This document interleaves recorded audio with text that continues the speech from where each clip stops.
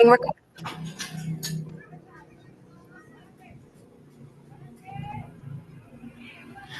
hola, ¿qué tal? Buenas tardes, buenas noches a todos. Déjenme poner aquí, admitir todo.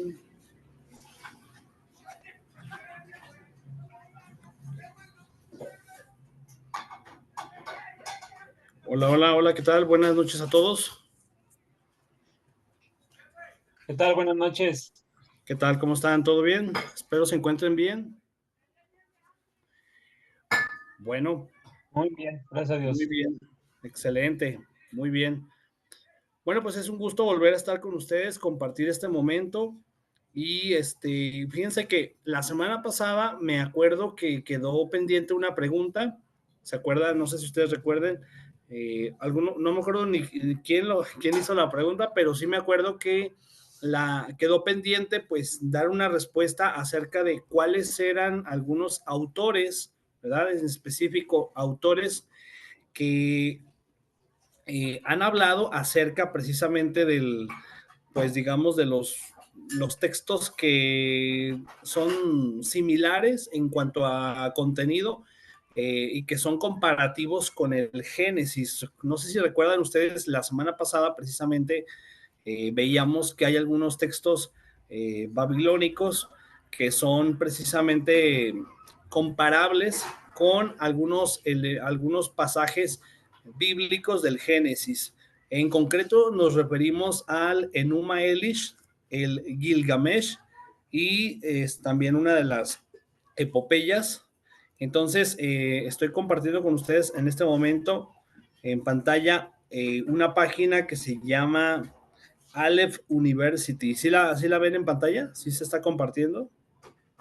Sí. Sí, ok, perfecto.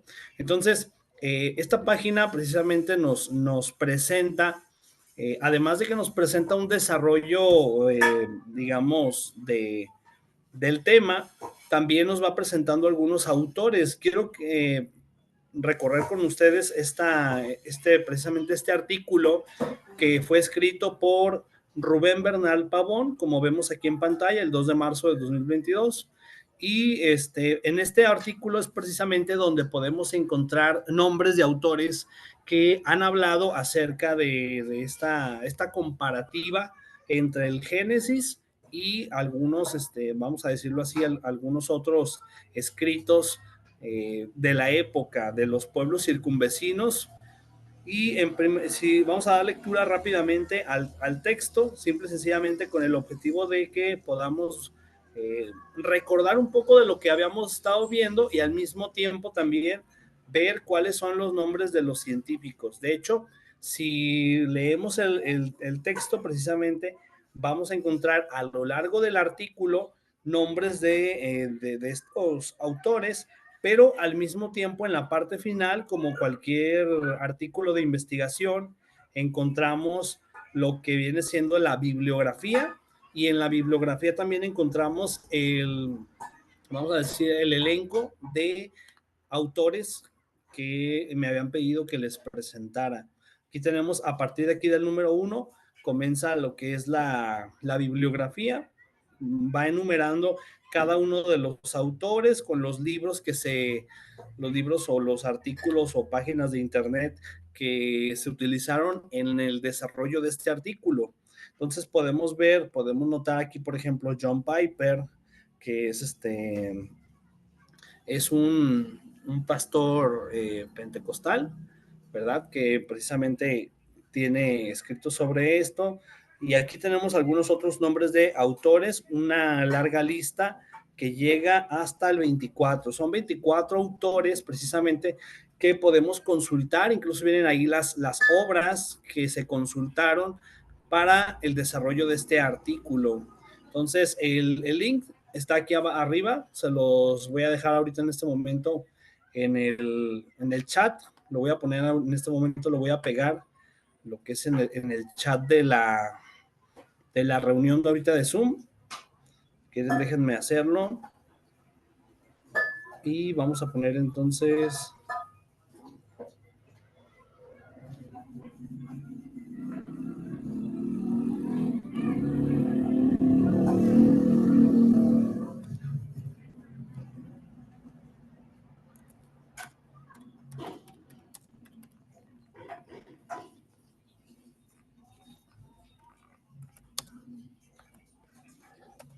Bien, ahí está, les acabo de compartir entonces la liga en el chat. Pueden ustedes consultarla directamente ahí, pueden ingresar al sitio web, ¿verdad? Y Ariel tiene su mano levantada. ¿Quería decir algo? Sí, buenas noches, profe. Yo tengo una inquietud en cuanto a la información que poco a poco se nos ha ido vertiendo Ok, sobre ya. de los autores y de los cuándo se escribió y cuándo no. Obviamente que estamos en temas de estudio, ¿verdad? Más profundo, pero normalmente la generalidad pues, nos dice, ¿verdad? Eh, que el Pentateuco fue escrito por Moisés. Esa es la autoría que se nos ha dicho en nuestras iglesias y que pues que normalmente situaban entre los 1400 1450 cuando están en el desierto, ¿verdad? Yo he leído otras corrientes que, bueno, como dice aquí, estaba leyendo la página que subió, que es muy interesante, que, bueno, realmente fue en la época de Esdras y Nehemías, cuando regresaron de cautiverio, los judíos, que son solamente una tribu, y que construyeron el segundo templo y las murallas, y estaban los profetas que animaban a todo esto. Ya no eran los profetas que hablaban del castigo, sino hablaban de la reconstrucción, que realmente fue en esa época. Sinceramente, o sea, es entendible, es registrable, ya es una época que ya no pertenece en la posible mitología, sino ya es una época que históricamente es registrable. Pero más sin embargo, podemos entender que sí nos genera un poquito cierta inquietud. ¿Sí me explico? Porque en las iglesias nos enseñan que lo escribió Moisés en el desierto y es su autoría. Ahorita estaba leyendo del Tetrateuco y que el Génesis ya con la influencia babilónica y de sus mitologías ya se escribe el Génesis. No es difícil de entender en un estudio profundo, ¿verdad? ¿Qué nos puede decir al respecto?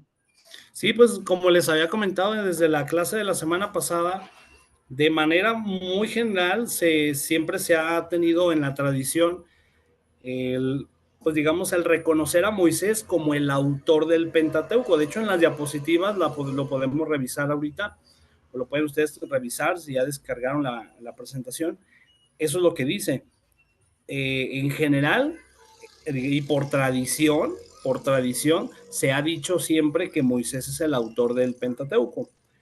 Aunque, como vimos ya en la clase pasada, precisamente, a la hora de hacer un estudio más a profundidad, nos damos cuenta que a lo largo de todo el Pentateuco conviven una serie de 4 tradiciones que son las que vimos la semana pasada, la tradición, pues digamos, yavista, eloísta, sacerdotal y deuteronomista, en lo cual entonces podemos darnos cuenta que está la intervención de más allá de una sola mano, es decir, más allá de un autor. No es que él haya escrito todo, digamos, todo el Pentateuco o la Torah, como le llaman los judíos. Entonces, vuelvo a decirlo, por cultura general siempre se ha enseñado eso, que Moisés es el autor del Pentateuco, aunque al momento de ya hacer un estudio más a profundidad nos damos cuenta que intervinieron varias escuelas o varias tradiciones como las que ya he mencionado, que de hecho en la clase pasada también lo vimos.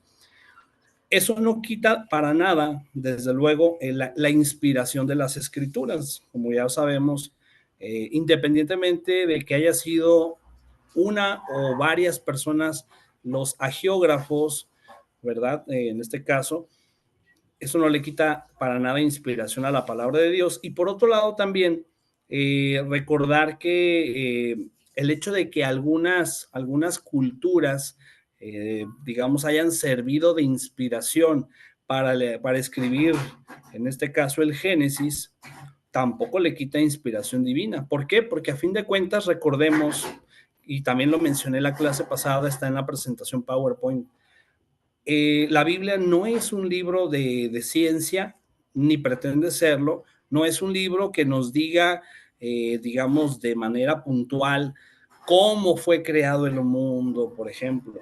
sino que la intención del Génesis en particular es hablarnos de que el mundo fue creado por Dios, ¿verdad? Entonces, que se haya valido el agiógrafo de otras culturas o de los escritos de otras culturas, no le quita para nada, repito, ni la inspiración divina a la palabra de Dios, ni tampoco significa que esté, vamos a decirlo así, contaminada de paganismo, como algunos a veces así lo quieren hacer ver. Veíamos la semana pasada, por ejemplo, que precisamente los escritos por ejemplo, en este caso del Génesis, aún con todo y que tienen algunos elementos o comparten algunos elementos del Gilgamesh, del Enuma Elish. Sin embargo, vemos una marcada diferencia por parte del Génesis. Veíamos, por ejemplo, que en el Génesis se marca profundamente, por ejemplo, el hecho del monoteísmo, cosa que en los otros, en los otros relatos, pues eso queda descartado. Vemos, por el contrario, un politeísmo. Por otro lado, el amor de Dios, también resaltábamos la clase pasada, ¿verdad? Entonces, es muy diferente en este sentido el enfoque que le dan los otros relatos al enfoque que le da Génesis, ya que, como he dicho, Génesis es palabra de Dios, es inspirada por Dios y por lo tanto el enfoque cambia muchísimo. Eso es lo que podría comentarles. Y en cuanto a la pregunta que había quedado pendiente la semana pasada, precisamente, pueden ustedes revisar el artículo que tenemos aquí en pantalla. A lo largo del artículo se van haciendo una serie de reflexiones en torno precisamente a los relatos del Génesis. Aquí mismo se van mencionando, como dije antes, los autores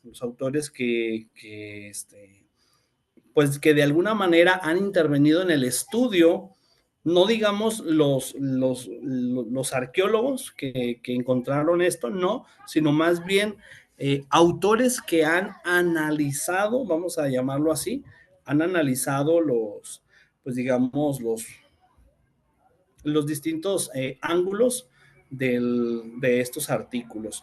Por ejemplo, aquí se menciona, vemos aquí el Enuma Elish, vemos aquí también la epopeya de Atracasis o Atraasis, que también la mencionamos la semana pasada. Y aquí se van entonces mencionando algunos autores. Por ejemplo, tenemos aquí dice aquí, el profesor Tellería, lo que comenta el profesor Tellería. También tenemos acá, por ejemplo, al profesor Ariel Álvarez. Ariel Álvarez sería otro de los autores que han intervenido en el estudio. Incluso también dice aquí Pablo de Felipe, ¿verdad? Es un doctor en ciencias químicas y profesor de ciencias y fe, Pablo de Felipe.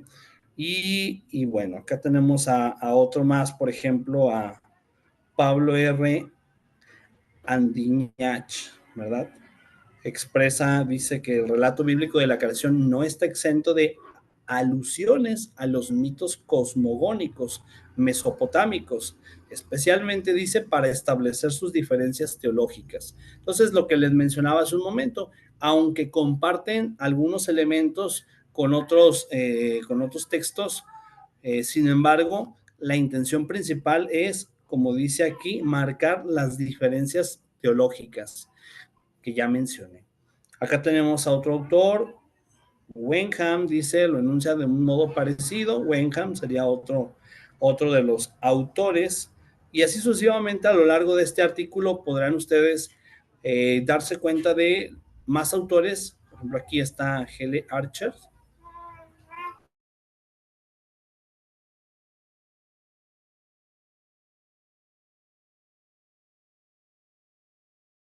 Y así sucesivamente acerca de la pregunta. Si no hay alguna otra pregunta por lo pronto. A ver, déjenme dejar de compartir.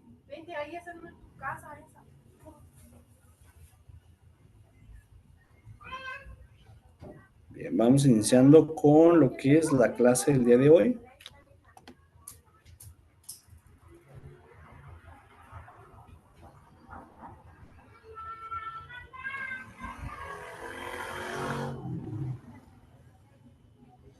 Bien, ahí se debe estar compartiendo ya la portada de lo que vamos a ver el día de hoy, que es acerca del Éxodo. La semana pasada, como pueden recordar ustedes, estuvimos viendo todo lo que tiene que ver con Génesis, vimos algunas generalidades acerca del Pentateuco, pero también estuvimos viendo pues la temática que se sigue en Génesis, así como también algunas tradiciones que forman parte del Pentateuco, las que ya mencioné, la yavista, la sacerdotal, la deuteronomista y la eloísta. Por otro lado, también vimos los textos que ya he mencionado, textos paralelos al Génesis. Y el día de hoy vamos a profundizar, vamos a conocer, vamos a hacer una reflexión acerca del libro del Éxodo. Entonces, estaremos viendo el Éxodo y vamos a partir de cuestiones muy generales, y ya si a lo largo del desarrollo van surgiendo algunas preguntas, bueno, pues pueden, desde luego que pueden intervenir, pueden comentar también, no necesariamente preguntar, pueden hacer algún comentario o algo que genere participación. Quería comentarles también, creo que es importante antes de continuar o de empezar ya de lleno con la clase del día de hoy. Estuve platicando con la directora, precisamente la doctora Ana Guzmán, y me comentaba que ella lo ve importante que les haga hincapié, ¿verdad? Que les haga hincapié en que las clases no son obligatorias, digamos, pues digamos, si por alguna razón no se pueden conectar, no hay ningún problema para la universidad, no hay ningún problema tampoco en cuanto a la participación. Ya ven que la semana pasada les comentaba que para mí como maestro es muy importante su participación en clase. Sin embargo, ya lo platicamos y llegamos al acuerdo, pues, ¿verdad? De que la participación, si por algo no pueden presentarse, no les va a afectar en su calificación de ninguna manera, no les va a afectar. Esto no significa, desde luego, que nos vayamos a ausentar de la clase así, pues digamos, a nuestras anchas, ¿verdad? Lo ideal es que estemos en la clase precisamente por si van surgiendo dudas, preguntas, aclaraciones o algunos puntos que haya que matizar, se pueda hacer sin problema. Eso es lo ideal.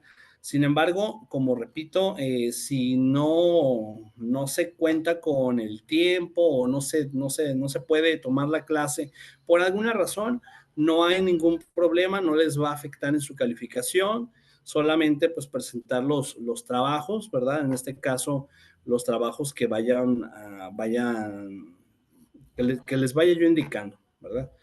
Y bueno, eso sería todo. Aquí cierro el paréntesis sobre esa cuestión que sí quería aclarar, quería comentar, había quedado pendiente de la semana pasada comentarlo. Y por lo pronto entonces vamos de lleno a nuestra clase del día de hoy. Hoy, como podemos ver en pantalla, vamos a estar hablando acerca del Éxodo. El Éxodo. Y la misma imagen pues ya nos dice muchísimo acerca de qué es lo que vamos a encontrar en el Éxodo, ¿verdad? Entonces vamos a los detalles, si gustan, a las generalidades y después iremos viendo algunos otros elementos importantes. Primeramente, preguntarnos por la etimología de la palabra. Siempre es bueno iniciar con la definición, en este caso la definición etimológica de la palabra éxodo. ¿De dónde proviene la palabra éxodo? ¿Por qué se le puso esa palabra? ¿Cuál es digamos, cómo se compone esta palabra y cuál es su significado? El hecho de comprender el significado nos va a dar muchas luces acerca de cuál es el contenido o la razón del nombre, el nombre de este segundo libro. Es el segundo libro del Pentateuco o el segundo libro de la Torá, como le llaman los judíos. Y bueno, en primer lugar, como podemos ver, la palabra éxodo, dice aquí, proviene del griego y se pronuncia tal cual en griego también, éxodos, dice así, éxodos. Fíjense que tanto en griego como en latín la palabra se dice igual, bueno, solamente que en el caso del griego lleva una S al final, bueno, en este caso no se llama S, es una sigma. Sigma es la letra que vemos al final. Entonces, en griego es éxodos, se traduce como salida, como salida. Y ya si vamos todavía más a profundidad, más a, digamos, a la composición morfológica de la palabra éxodos en griego, vamos a podernos dar cuenta precisamente que es una palabra que se compone de dos términos griegos. El primero sería el prefijo ex.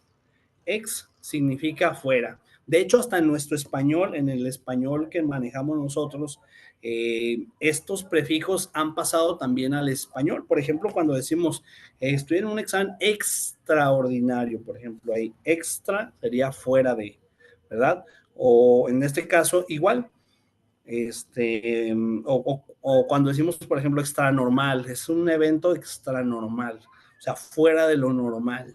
Entonces, este tipo de prefijos han servido para la formación morfológica de palabras, como en este caso la palabra éxodo. Entonces, la palabra éxodo se compone del prefijo ex, que significa fuera, pero también del sustantivo jodos, jodú, que significa camino. Fíjense, esta palabra jodos, se pronuncia jodos porque tiene arriba de la O, sería la Omicron, tiene lo que se le llama espíritu, un espíritu áspero. Esa que parece como una comita, se llama espíritu. Ese es un espíritu áspero, lo cual hace que la palabra suene como si fuera una J, jodos. En lugar de decir odos, es jodos, por el espíritu que tiene. Entonces, jodú significa camino. De hecho, no sé si sabían ustedes que, por ejemplo, incluso este mismo sustantivo de jodos se utiliza, por ejemplo, para la palabra método. Método, en método se compone igual de un prefijo meta y jodos. Meta, jodos significa por el camino, ¿verdad? Entonces, un método será eso, por el camino que hay que seguir para una investigación, ya sea un trabajo de investigación o lo que sea. En el caso de en este caso, de la palabra éxodo, también se tomó en consideración el sustantivo jodos, jodú, que significa camino. Entonces, haciendo una relación, una conexión, en este caso, entre el prefijo ex y el sustantivo jodos, significaría algo así como salir fuera, ¿verdad? Salir fuera. De hecho, si vemos en la imagen, precisamente escogí esta imagen porque vemos a las personas que van saliendo por el desierto, lo estamos viendo desde una perspectiva atrás, ¿verdad? Estamos viendo las espaldas de las personas y cómo van caminando hacia afuera, hacia afuera. Por eso es que éxodo significa eso, salida, salir, camino o salir hacia afuera por el camino. Sería como una traducción más literalista, ¿no?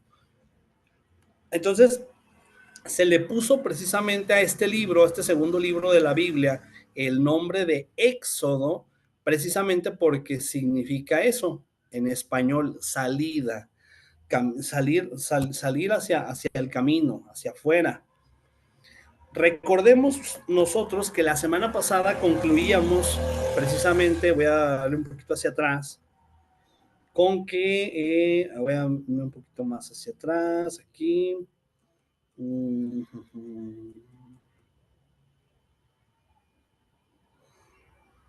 Aquí está, precisamente, dice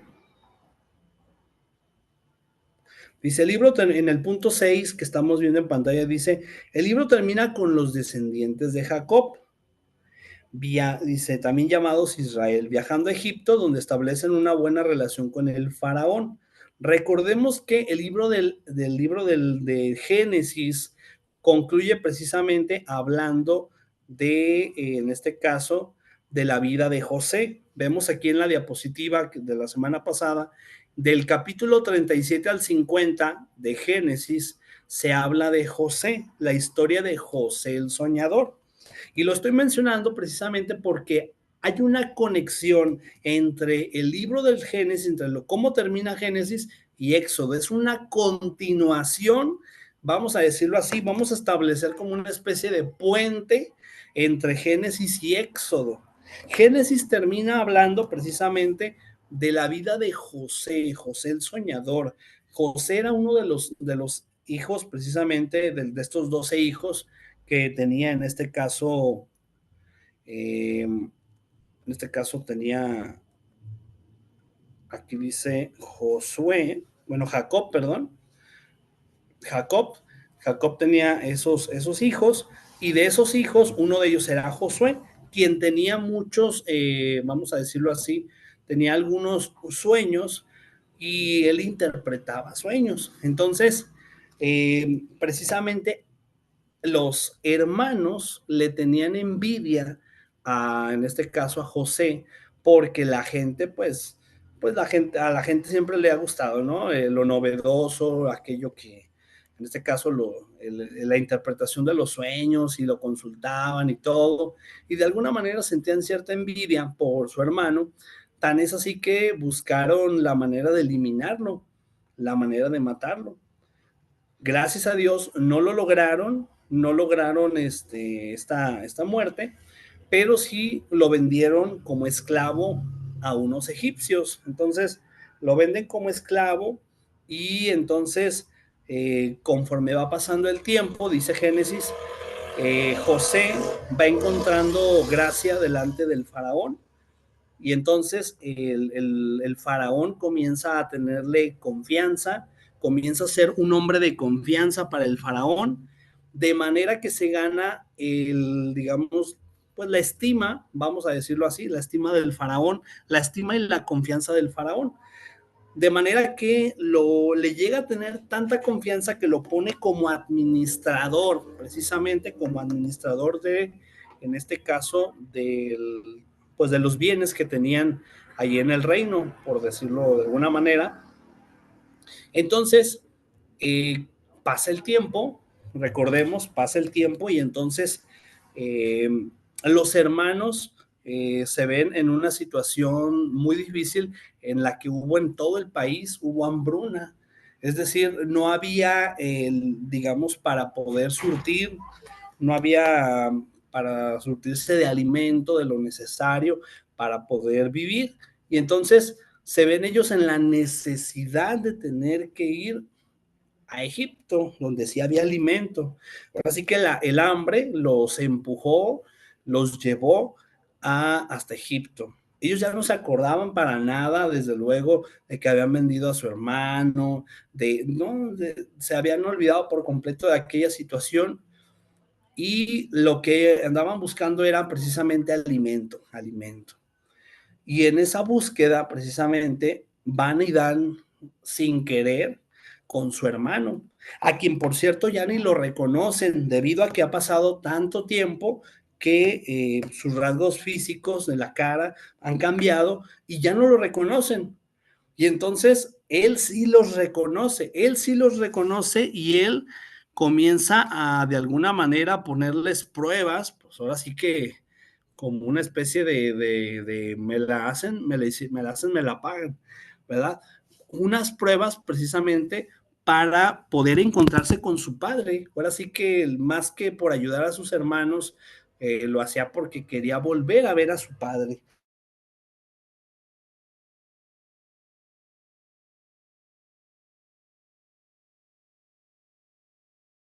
La historia sabemos les ayuda, gracias a Dios, en poder conseguir el alimento. Y dice aquí el libro del Éxodo, precisamente ya pasando al Éxodo,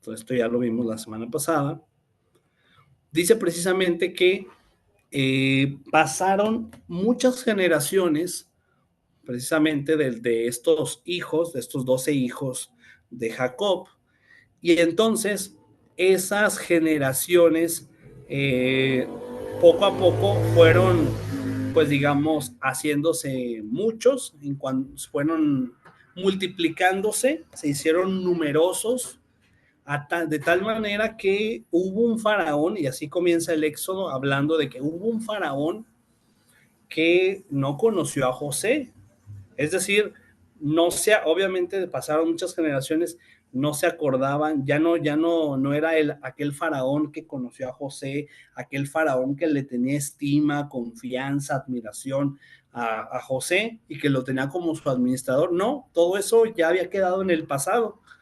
Por lo tanto, ahora este otro faraón, después de muchas generaciones después, tuvo miedo de que como eran demasiado numerosos los israelitas, los hebreos, vamos a llamarlo así, eran demasiados los hebreos, él tenía el miedo, el temor de que un buen día se fueran a aliar con los pueblos enemigos y le declararan la guerra a los egipcios, de manera que se fueran a quedar con el territorio egipcio y que los dominaran.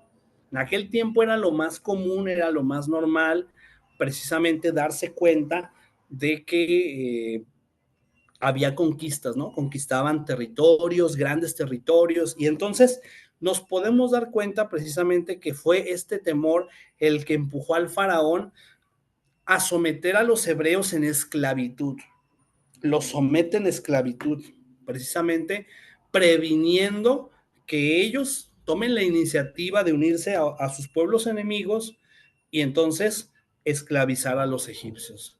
O sea, como quien dice, el faraón dijo, antes de que me la hagan, yo me les adelanto y ya. Bueno, entonces estábamos precisamente hablando de la etimología de la palabra éxodo, que significa salida, que hace referencia precisamente a cuando el pueblo de Israel, el pueblo hebreo, es liberado, por fin, sale de la opresión, el faraón los deja ir y entonces salen ellos hacia la tierra prometida. De ahí viene precisamente el nombre de Éxodo, es esa salida de Egipto para ir en búsqueda de la tierra prometida, esa tierra prometida que van a estar buscando a lo largo de todo el Éxodo. De hecho, ahorita vamos a ver más adelante la ruta que siguieron para llegar a la tierra prometida. No fue así como de que, pues hoy nos salimos de Egipto y mañana ya llegamos a la tierra prometida. No, no fue tan fácil, no fue tan sencillo como suena o como a veces lo creemos. De hecho, fueron 40 años en los que estuvieron.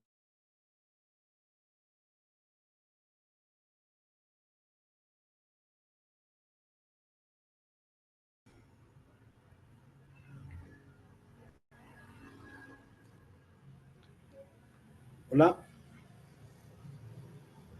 Hola, hola. ¿Sí me escuchan ahí? Se apagó la cámara. Sí, sí te escuchamos. ¿Sí? A ver. Que no sé por qué se apagó la cámara. Por un Ya te momento. vemos. Ya, otra vez. ¿Eh? Ok. A ver. Bueno, a ver, dejen compartir pantalla, ventana. Ahí está. Ya está. Se supone que ahí se debe estar viendo otra vez la presentación. Maestro, antes de que siga Sí, adelante, le puedo hacer una pregunta. sí, claro. Bueno, buenas noches a todos primero. ¿Cuál sería el nombre correcto en la actualidad? ¿Hebreos, judíos, israelitas o cómo se llama ese pueblo o mezcla de razas o no sé al final cómo quedan? A ver, perdón, lo que pasa es que ha estado medio inestable el internet y ahorita ya van como 2 veces que se va. ¿Me estaba usted preguntando acerca de un pueblo o algo así? Sí, que cuál es el nombre, porque usted dice que eran hebreos, eran israelitas y ahora nosotros les decimos judíos. Actualmente, ¿quiénes son? ¿Son un pueblo? ¿Son una mezcla de razas? ¿O en qué zona actualmente? ¿Qué son actualmente? Es la Sí. pregunta. Bueno, ¿Cuál a ver, sería su nombre correcto? bueno, a ver, ahí va. Trataré de dar una explicación, este, de acuerdo esperando ser claro, pues. Nosotros les llamamos judíos. Actualmente el término judío hace referencia a una religión, para empezar. Cuando hablamos de judíos nos referimos a una religión en concreto. Pero por otro lado también es muy común ver en el Antiguo Testamento que se les conocía como hebreos, ¿sí? Hebreos. Ahora bien, el pueblo elegido por Dios era el pueblo de Israel. Ahorita actualmente en la geografía sabemos de antemano que hay hasta pleitos por la capital, ¿no? Por la capital y tienen ahí sus... Pero concretamente en el Antiguo Testamento es más común escuchar hablar de hebreos, ¿sí?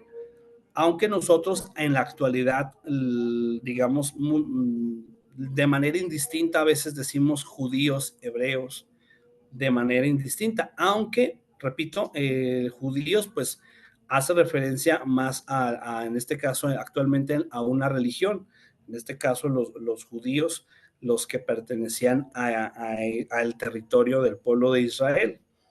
Tan es así que vemos en el Nuevo Testamento, por ejemplo, que hubo apóstoles que predicaron, algunos para los judíos y otros para los gentiles, ¿sí? Vale la pena decir que en la actualidad hay grupos de cristianos, por ejemplo, cristianos que se hacen, o sea, se hacen llamar,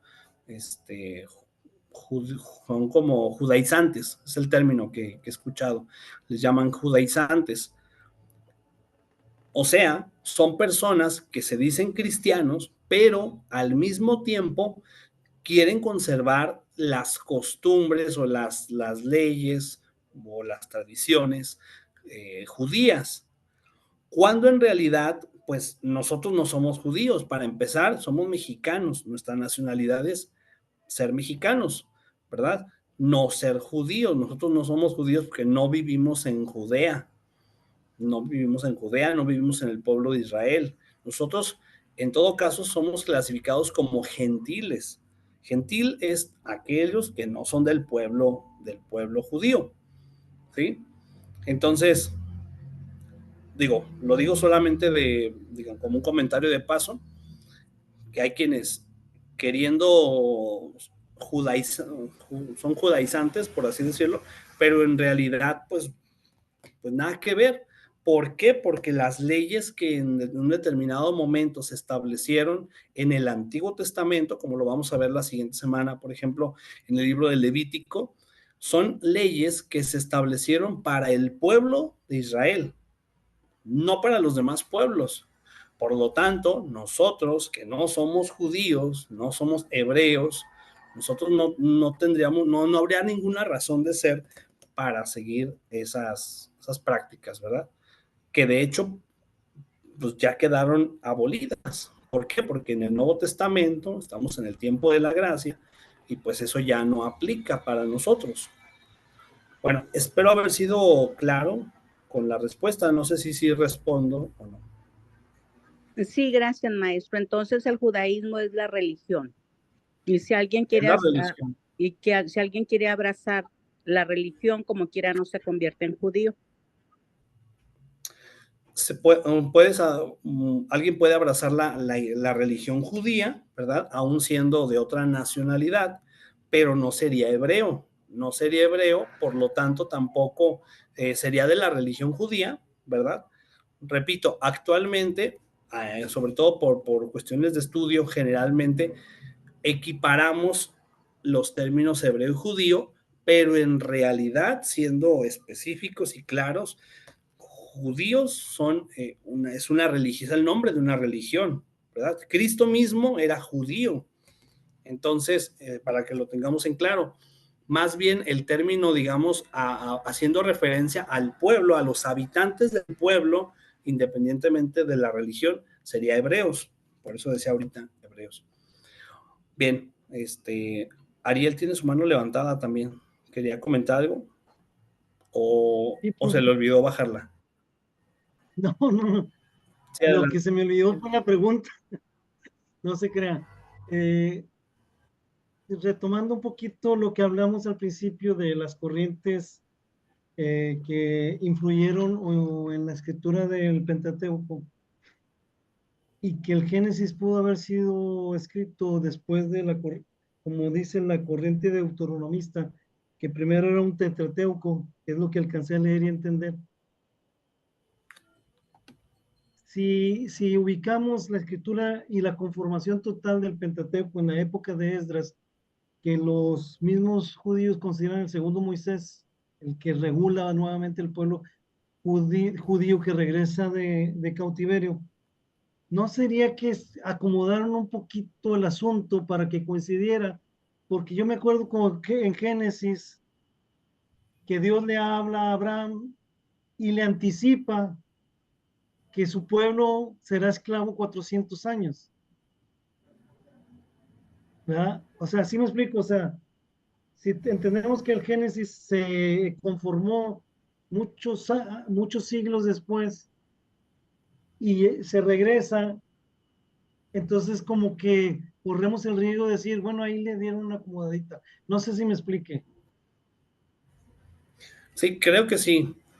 Sí, miren, de hecho, vamos a anotar, precisamente como dice Ariel, que hay ciertos pasajes bíblicos, incluso del Antiguo Testamento, que se repiten a lo largo de los libros. Por ejemplo, ahorita más adelante vamos a ver un pasaje que viene en Éxodo, pero que también se repite en Números, ¿sí? Vamos a ver que ciertos pasajes se repiten en Números, ciertos pasajes también se repiten en Deuteronomio. Por ejemplo, el Decálogo es algo que se repite tanto en Éxodo como en Deuteronomio. Son pasajes en cierto modo, pues digamos, paralelos.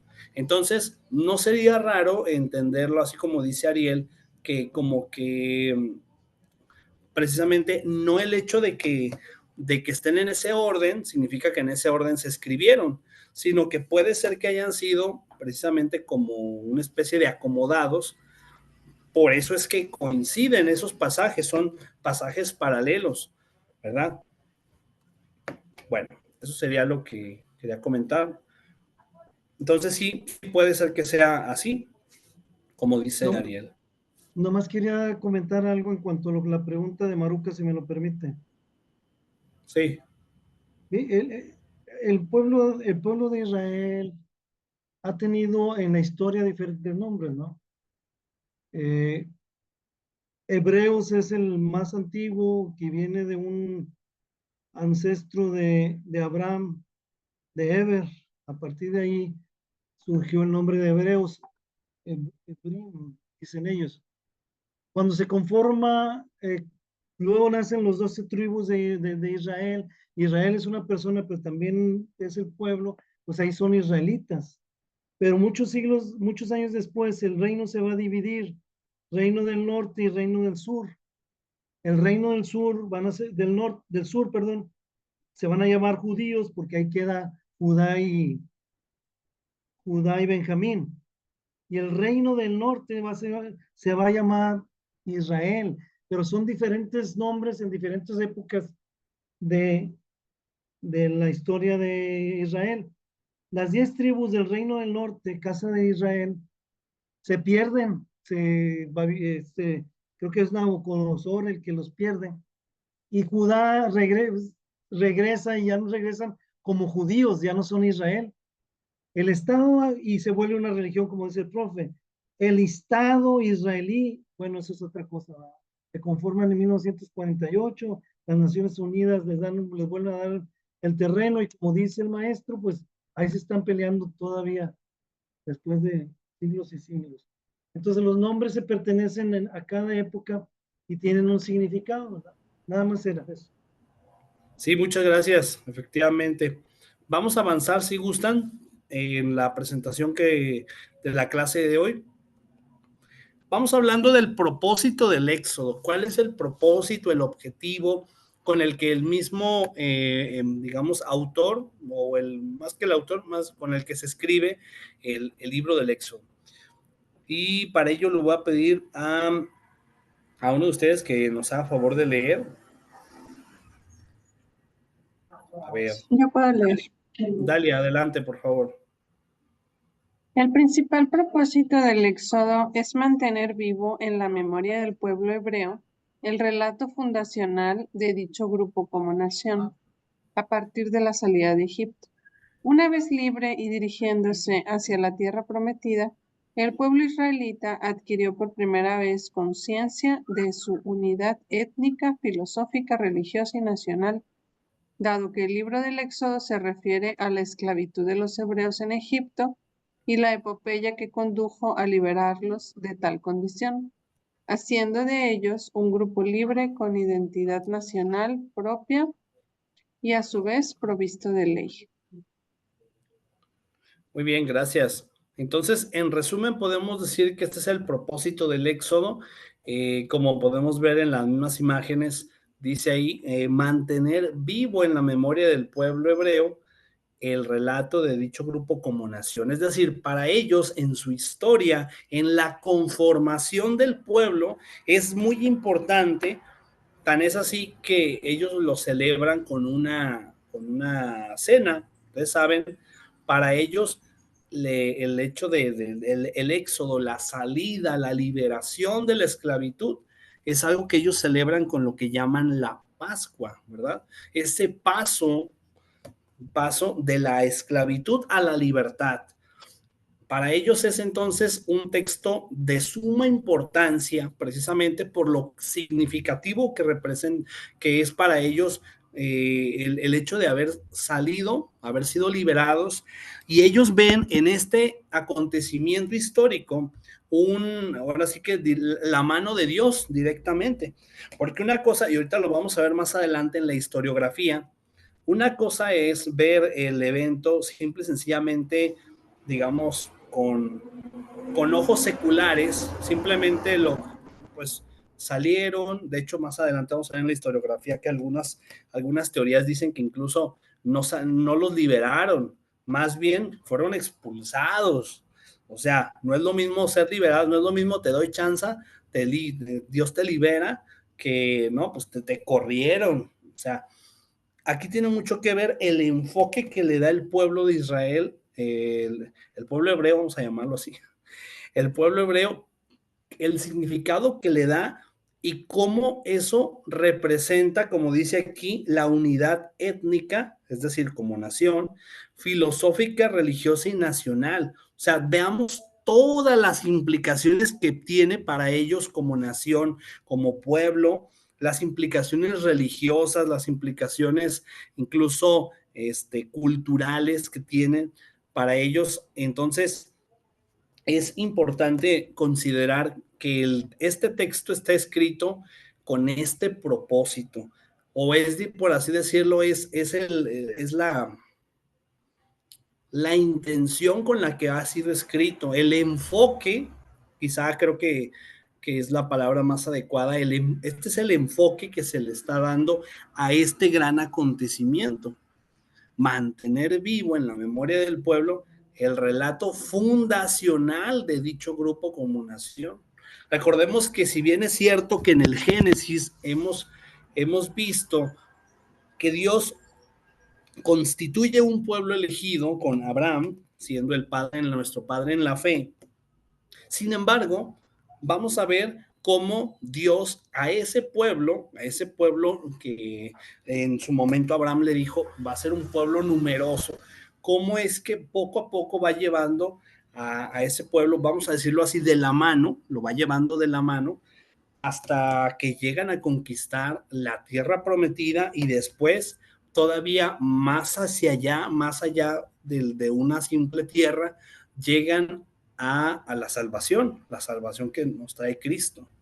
Entonces, poco a poco Dios va a ir llevando, va a ir conduciendo al pueblo hebreo, y entonces ese es el enfoque que se le quiere dar o que se le da al Éxodo. Un enfoque religioso, un enfoque salvífico, un enfoque, desde luego, donde la mano de Dios interviene directamente. Bueno, vamos a ver ahora lo que es la autoría del Éxodo. Nuevamente, volvemos a lo mismo, lo que comentábamos a inicios, ¿no? A inicios de la clase. ¿Quién es el autor del Pentateuco? Bueno, de manera general se dice y por tradición que Moisés. Moisés es el autor del Pentateuco, es decir, el autor de Génesis, Éxodo, Levítico, Números, Deuteronomio, ahí está. Pero ya haciendo un estudio, digamos, más a profundidad, nos podemos dar cuenta nuevamente de lo que se llama la hipótesis documentaria. ¿Qué es la hipótesis documentaria? Bueno, pues precisamente como vemos aquí, es aquella en la que se hace, haciendo un análisis exegético de los textos bíblicos, nos podemos dar cuenta que hay tradiciones yavista, eloísta, deuteronomista y sacerdotal. Son estas tradiciones, estas 4 tradiciones que conviven en la conformación de los libros del Pentateuco. Entonces, según la hipótesis documentaria, los principales autores de ese trabajo habrían sido los grupos de estas tradiciones que ya he mencionado, la tradición yavista, eloísta, sacerdotal y deuteronomista. Siendo más específicos, por decirlo así, ellos, digamos, serían los autores. No es que estemos hablando de un solo autor, sino que en realidad hablamos de grupos de autores, por decirlo así, cada uno representando una tradición, una de estas 4 tradiciones. Ahora bien, la hipótesis documentaria estima que la poética Canción del Mar y el Código del Pacto son trabajos originalmente independientes de autores. Vamos a darnos cuenta que esto está escrito en prosa y que dice, de algún modo están asociados a los grupos ya indicados. Entonces, la poética Canción del Mar y el Código del Pacto en este sentido serían aparte, vamos a decirlo así. Entonces, esta sería la hipótesis documentaria acerca del autor del Éxodo. Bien, hablemos ahora de la fecha de inicio del Éxodo. Si quisiéramos hacer un estudio, digamos, histórico del Éxodo y ponerlo en una línea del tiempo, bueno, pues precisamente nos podemos dar cuenta, precisamente, como vamos a ver ahorita, que el libro del Éxodo muy probablemente fue escrito hacia el siglo XIII antes de Cristo, 13 antes de Cristo. O más en concreto, si lo queremos más específico, en el año 1250 antes de Cristo. Ahora bien, ¿en qué nos basamos? ¿Cuáles son digamos, las razones que respaldan esto? Bien, voy a pedirle ahora a Ariel, si nos hace favor de leer la diapositiva. El texto, ¿verdad? Sí, por favor. Dice, dado que la Biblia indica que los hebreos partieron, déjeme quitar porque tengo aquí las personas, aquí está. Dado que la Biblia indica que los hebreos partieron de la ciudad llamada Ramesés, Éxodo 1:11, hacia Sucot, ciudades que son datadas del siglo XIII a.C., durante el periodo en que Ramsés II gobernaba Egipto. En el campo de la investigación se considera el año 1250 a.C. H.W.F. Sachs observa en sus escritos académicos que la mención de la ciudad de Ramesés en Éxodo 1:11, en tanto que la localidad de almacenaje, construida en parte por los esclavos israelitas, ofrece de hecho un indicio cronológico dado que hoy es sabido que Ramsés II construyó una ciudad, Pi-Ramsés, la cual se corresponde con el nombre proporcionado por la Biblia. Ello tiende a posicionar la esclavitud de los hebreos en Egipto y su salida en ese país en el siglo XIII a.C. Gracias. Entonces, básicamente nos está diciendo que basándonos en el dato bíblico de Éxodo 1:11, habla precisamente de esta ciudad llamada Ramesés. Fíjense, la ciudad se llamaba Ramesés. Si van a su Biblia, checan Éxodo 1:11, van a ver que se llamaba la ciudad. El faraón, él se llamaba Ramsés, o sea, la ciudad Ramesés, el faraón Ramsés II, en este caso Ramsés II. Puse aquí la imagen de lo que es no sé cómo se le llama, el féretro, ataúd, no sé, creo que no se le llama sarcófago, creo que es el nombre más apropiado, ¿eh? Sarcófago. Sarcófago que trae pues la figura en este caso de Ramsés II. Bueno, que no hay una fotografía de aquellos tiempos, ¿eh? De cómo era Ramsés. Al no haber una fotografía, bueno, lo que se conserva o lo que encontramos incluso en internet para referirnos a Ramsés II son estas imágenes que tienen que ver precisamente con los sarcófagos o donde los enterraban, donde los metían, pues. Entonces, basándonos entonces en Éxodo 1:11, que hace mención de esta ciudad llamada Ramesés, a partir de esta ciudad, y como dice aquí, considerando que esta ciudad precisamente data del siglo XIII, entonces ahí es donde, digamos, tomando el dato bíblico de la mención, se hace mención de esta ciudad, y luego trasladándolo al estudio histórico, dándonos cuenta que la ciudad de Ramesés data del siglo XIII, entonces así es como nosotros podemos llegar a la conclusión de que Éxodo muy probablemente se escribió entonces esa salida del pueblo del pueblo hebreo fue hacia el siglo XIII, es decir, ellos salieron de la esclavitud de Egipto hacia el siglo XIII, porque es el tiempo en el cual estaba esa ciudad que se menciona ahí en Éxodo 1:11, ¿sí? Entonces, sacando esas conclusiones es como se llega a esta fecha de datación. También lo que se menciona aquí acerca dice que gobernaba en Egipto, dice el campo de investigación considera que en el 1250 a.C. es cuando Ramsés II gobernaba. Entonces, basándonos en esos dos datos históricos, tanto en el nombre de la ciudad como en el periodo de gobierno de Ramsés II, consideramos entonces que fue en ese siglo, en ese año, cuando se da la salida del pueblo hebreo de Egipto, ¿verdad? Entonces, no sé si queda clara esta parte. O sea, de esa manera es como se llega a la conclusión de que fue en ese siglo, más o menos. Bueno, vamos a lo que sigue, sería la historiografía. Lo que ya les comentaba hace un momento, vamos hablando de la historiografía del Éxodo. Una cosa es el relato bíblico, el relato, digamos, histórico que viene, el relato que viene en la Biblia, que nos relata una historia desde un enfoque religioso, desde un enfoque, digamos, de salvación, donde interviene la mano de Dios. Y otra cosa es cómo lo interpreta, cómo lo estudia la historiografía. La historiografía va a tener, como vemos aquí, algunas teorías especulativas.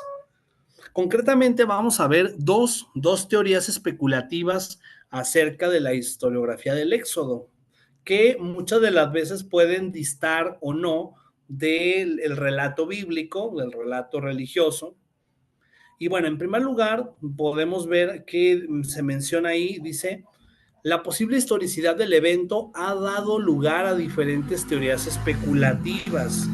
Entonces vamos a ver cuáles son esas teorías especulativas y voy a pedirle entonces a iPhone de María, dice aquí. iPhone de María, ¿puede por favor leer la diapositiva? No, maestro, no tengo la opción de ver las dos cosas, el micro y la pantalla a la vez. Gracias, maestro, disculpen. Ok. Mario Valdés. Sí. Sí, adelante, por favor. Dice, la posible historicidad del evento ha dado lugar a diferentes teorías especulativas. Una de ellas, por ejemplo, sostiene que los hebreos no habrían sido dejados en libertad, sino que habrían sido expulsados de Egipto. Según esta teoría, el tema en cuestión se encontraría ligado a la expulsión de los Isos, evento descrito en la literatura egipcia. Número 2, la hipótesis de los dos éxodos. Ante la ausencia de pruebas arqueológicas sobre el éxodo de los israelitas, Algunos investigadores suponen que la tradición hebrea podría estar basada en fragmentos o restos de hechos reales y plantean la posibilidad de que haya ocurrido más de una expulsión de grupos semíticos desde Egipto en dirección a Canaán. Ok, gracias. Entonces, como podemos ver, aquí hay dos teorías especulativas que, digamos, hacen un análisis del evento histórico, del evento en cuestión, pero dándole un enfoque diferente, no un enfoque donde Dios es quien nos libera, Dios es quien interviene directamente para salvarnos, para llevarnos a una tierra prometida. No. De acuerdo a estas teorías especulativas, la primera dice, en realidad, no es cierto, ¿verdad? Dice esta teoría especulativa, dice, no es cierto que fueron liberados y que Dios los salvó, no, más bien fueron expulsados, que fíjense, no sería lo mismo, aunque alguien pueda decir, es que pues a fin de cuentas se salieron de ahí, sí, se salieron de ahí, en eso sí coinciden, pero no es lo mismo decir que el faraón se vio, por así decirlo, obligado por las plagas que había en ese momento, porque ya la última de las plagas, cuando muere su primogénito y cuando él, digamos, le tocan el corazón y entonces él se ve, pues ahora sí que débil ante la decisión de Dios y entonces él da su brazo a torcer. No es lo mismo decir que dio su brazo a torcer y que por eso él da la autorización de déjenlos ir y después se arrepiente y después va atrás de ellos y los quiere volver a tener bajo su dominio. No es lo mismo eso que decir fueron expulsados, o sea, en realidad, o sea, no queremos tenerte aquí y más bien te corre, es como si alguien lo corren de su casa, por ejemplo, pues no es lo mismo, ay, quiero pasar una temporada contigo porque te quiero mucho, pues, oye, dame chance de quedarme a vivir, porque pues me corrieron. ¿Sí me explico? No es lo mismo. Entonces, Ma- sí, maestro, esta sí, situación vendría siendo como la situación actual de los migrantes que llegan y luego son repatriados y así porque no pertenecen. Son de otros países, de otros lugares. Yo pensé que habían llegado a comprar comida y se habían ido para su casa, no que conchudamente se hubieran quedado en Egipto. Pues llegaron hambriados, ¿no? así es, exactamente. Puede ser algo así como el fenómeno migrante que vemos actualmente, ¿verdad? Donde muchas de las veces, precisamente, pues por falta de alimento, por falta de condiciones para una vida digna, pues ellos mismos le buscan, salen, ¿verdad? Entonces, no es lo mismo el enfoque que le da, en este caso, la Biblia a esta teoría especulativa. Cabe aclarar que con todo es una teoría especulativa, o sea, hay que tenerlo en cuenta. No estamos diciendo que esta sea la verdad absoluta, que esta teoría tenga la razón, no, simplemente estamos adentrándonos en el estudio y dándonos cuenta de otras posturas, digamos, otros enfoques que se le pueden dar a la historia.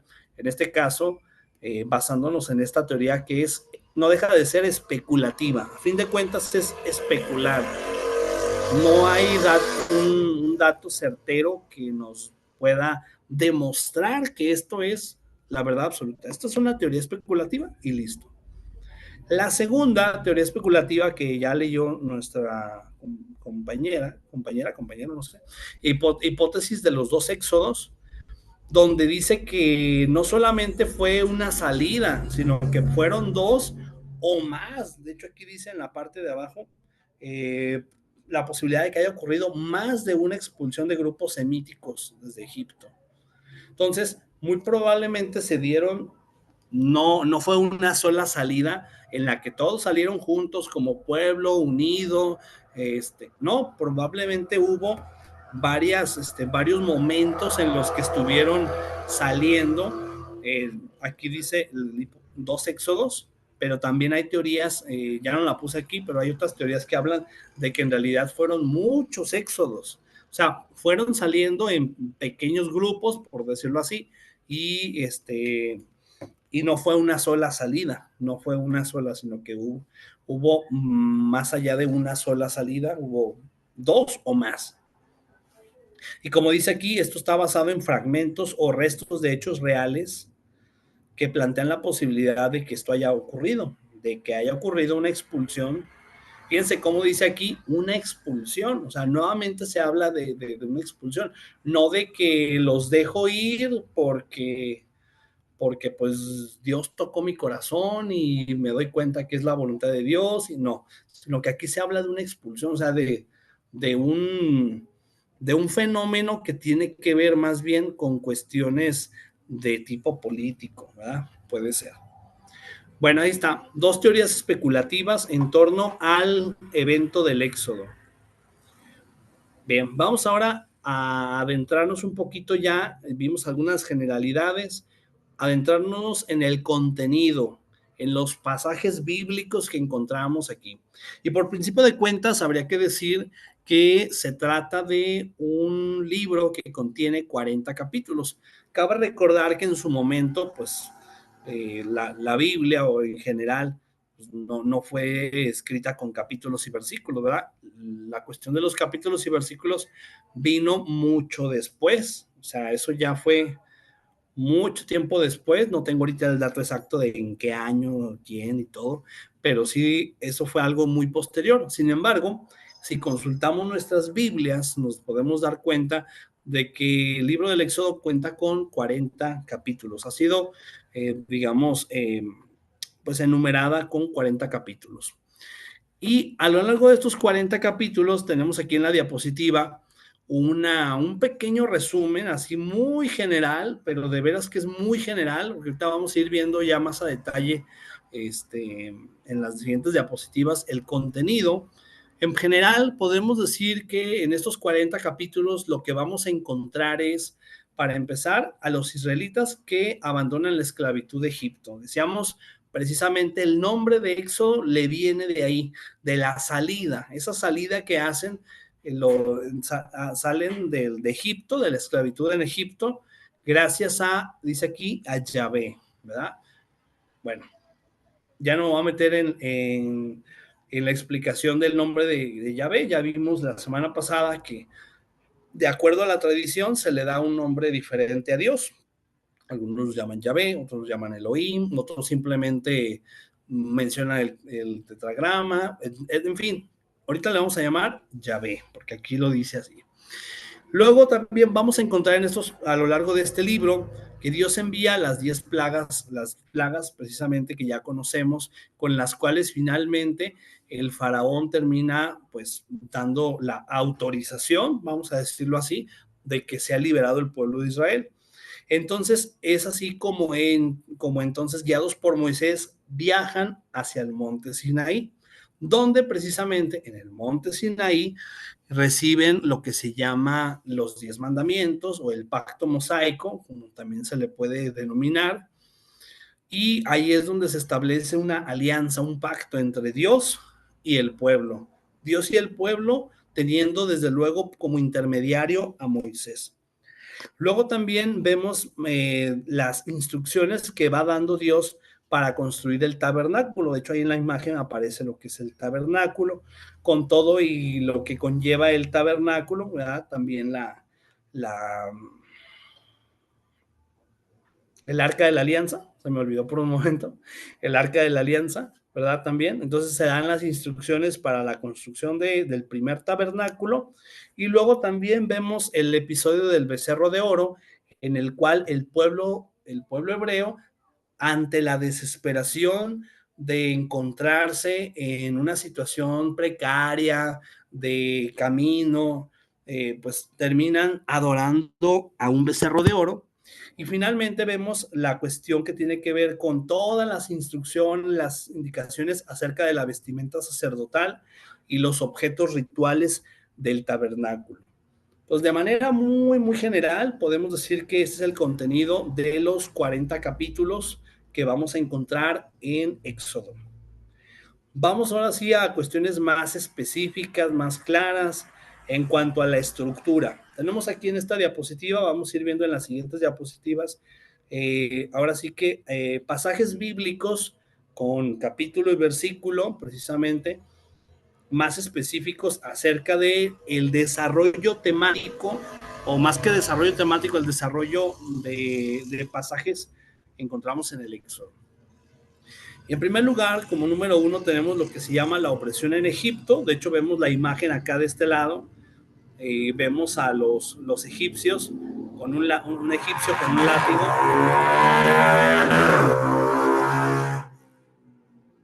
Perdón. Que de repente pasan motocicletas con un ruido muy fuerte. Entonces tenemos aquí la imagen precisamente que hace referencia a la esclavitud en Egipto, que la encontramos desde el capítulo 1, versículo 1 al 22. Luego la preparación del libertador, encontramos el relato de Moisés desde que es chiquito, cómo lo encuentran y lo consideran como un miembro de la familia egipcia, de la familia del faraón, lo cuidan y bueno, de esa manera se da lo que llamamos la preparación del libertador. Encontramos esto del capítulo 2 al capítulo 4, básicamente ahí encontramos todo lo que tiene que ver con el nacimiento y el desarrollo de Moisés y cómo él veía que se les esclavizaba a los hebreos, se les esclavizaba, y él mismo se indigna frente a estos acontecimientos, se indigna, y entonces llega el momento en el que él mismo trata de defenderlos y desafortunadamente se le pasa la mano y mata a uno de los egipcios. Al matarlo, pues imagínense el susto que se lleva Moisés, al punto de que mejor se esconde, va y se esconde y después vuelve, pero un egipcio que lo había visto, pues le dice, yo te vi, y entonces lo amenaza en cierta manera, ¿no? Con hablar, con decir la verdad, entonces nuevamente huye. Después viene la cuestión que tiene que ver con que Dios le encarga, Dios le hace el encargo, Dios le da la misión de ir a liberar al pueblo, pero pues él traía el pendiente, el susto de que pues si regresaba, lo más seguro es que lo iban a matar por haber sido asesino de un egipcio, ¿verdad? Los egipcios no se iban a poner a ver con que, pues es que fue porque estaban abusando de un hebreo, pobrecito. No, eso no se iban a poner a pensar.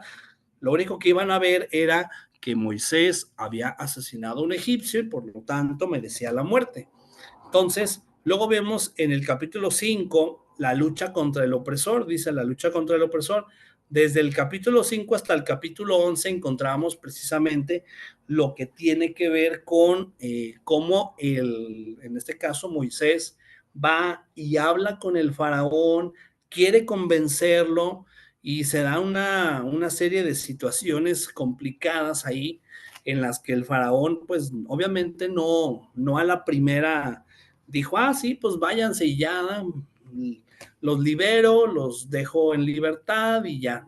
Obviamente que al pueblo, en este caso al faraón, no le convenía porque pues los esclavos, como siempre, fueron los que hicieron el trabajo duro para construir ciudades, edificaciones. Entonces, si se quedaban sin esclavos, pues ¿quién iba a hacer ese trabajo? Tenía que ser a fuerzas, en este caso, pues un hebreo. Luego, como número 2, como segunda parte, encontramos lo que se llama el liberador de Egipto. Partiendo del capítulo 12 hasta el 14:31, esos dos capítulos, capítulo 12, 13 y 14, más bien serían 3 capítulos, 12, 13 y 14, vamos a encontrar ahí lo que se llama la redención por sangre, la institución de la Pascua, la 10ª plaga, que es la muerte de los primogénitos, la redención mediante la poderosa ayuda divina, la consagración de los primogénitos y el cruce del Mar Rojo.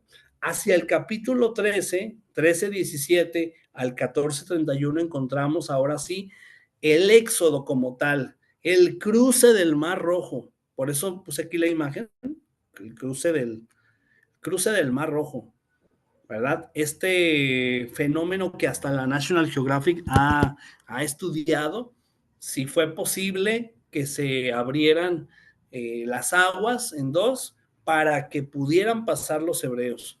Entonces, no vamos a meter a discutir si realmente ocurrió esto o no, aunque yo he visto precisamente videos donde dicen que este fenómeno sí se pudo haber dado, sí tiene una explicación, no que sí se pudo haber dado, sino que tiene una explicación lógica desde el punto de vista de las leyes físicas, porque no es como se ve en la imagen, que es el montón de agua que se levanta, sino que era poquita agua, pero que cada cierto tiempo el agua se va recorriendo, como en el mar, que el agua va y viene, va y viene, va y viene. Entonces, la explicación que dan precisamente sobre este fenómeno es que era agua, pues que igual en un determinado momento se hizo hacia los lados, no como se ve en la imagen, ¿verdad? Que en la imagen se ve así como de película, que hasta olas con olas y todo el rollo, pero sí ocurre este fenómeno, ocurre precisamente, y es algo que Dios permite, o sea, independientemente de cómo haya sido, Dios lo permite para que se pueda dar la liberación del pueblo hebreo. Entonces, vemos incluso en las imágenes algunos de los pasajes que tienen que ver con esta cuestión. Por ejemplo, el hecho de rociar con sangre las puertas y en este caso las casas, para que el ángel exterminador no llegara y no matara a los primogénitos. Eso lo encontramos en el capítulo 12, versículos 29 al 51, precisamente donde se da esa indicación, esa orden de pintar, por decirlo de alguna manera, rociar sangre en las puertas para que fuera como una señal de que ellos pues tenían que ser preservados de la muerte de los primogénitos. Y entonces vemos ahí este pasaje. Por otro lado, también vemos la institución de la Pascua en el capítulo 12, versículo 1 al 28. Por eso puse la imagen acá arriba, por ejemplo, de los panes ácimos, el vino, las hierbas amargas. Vemos aquí, por ejemplo, las hierbas amargas y todos estos elementos que forman parte de la Pascua judía. Esa Pascua que aún hoy en día, actualmente, siguen celebrando los judíos, ¿verdad?